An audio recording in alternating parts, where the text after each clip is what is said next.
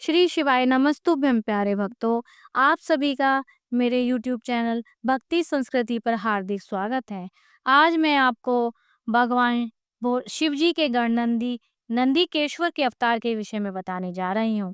सनत कुमार जी ने बोले, हे नंदीश्वर, मैं आपसे यह जानना चाहता हूँ कि शिव जी के अंश से आपका जन्म किस प्रकार हुआ, शिव तत्व का ज्ञान कैसे हुआ। नंदीश्वर ने बताया, हे सनत कुमार जी, एक बार की बात है, शिलाद मुनि ने पुत्र की कामना हेतु तप किया।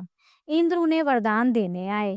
उन्होंने इंद्र से कहा, यदि आप मुझ पर प्रसन्न हैं तो मुझे अयोनिज और मृत्युहीन पुत्र दीजिए। इंद्र बोले, मृत्युहीन तो इस संसार में कोई नहीं हो सकता, ऐसा सर्वथा संभव है। हाँ, यदि शिवजी चाहें तो ऐसा वरदान दे सकते हैं। यह सुनकर शिलाद मुनि ने महादेव जी की आराधना प्रारंभ कर दी। 1000 वर्ष तक वे घोर तपस्या करते रहे। उनके शरीर पर दीपक की मिट्टी चढ़ गई। तब उमा सहित शिवजी उन्हें वर देने आए। शिवजी ने अपने हाथों से उन्हें स्पर्श किया। मुनि शिलाद की समाधि टूटी और उन्हें शिव पार्वती के दर्शन हुए। मुनि ने शिवजी के चरणों में गिरकर प्रणाम किया और उनकी स्तुति करने लगे। मुनि ने मृत्यु रहित पुत्र की कामना की। शिवजी एवं अस्तु कहकर अंतर ध्यान हो गए। शिलाद ने यह सारा वृतांत मुनियों को बताया और यज्ञ करने हेतु आंगन खोदने लगे। तभी मैं शिवजी की आज्ञा से उनके यहाँ प्रल यागिन के समान चमकने वाला पुत्र प्रकट हुआ। देवताओं ने पुष्पों की वर्षा की। 3 नेत्र वाला चतुर्भुज मुकुटधारी बालक को देखकर पिता शिलाद अत्यंत प्रसन्न हुए। मैं पर्णकुटी में पिता के साथ गया। वहां मैं साधारण बालक बन गया।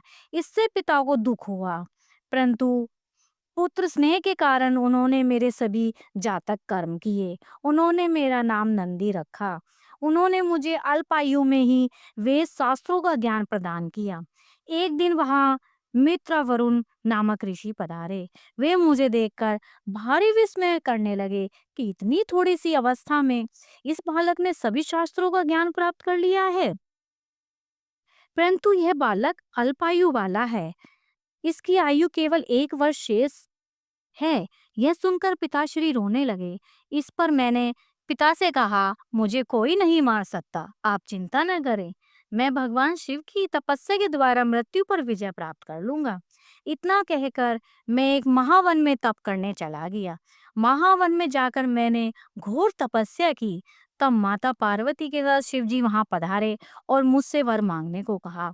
शिवजी ने मेरा हाथ थाम लिया और कहा, तुम तो मेरे ही अंश हो, तुम्हें मृत्यु का भय कैसा।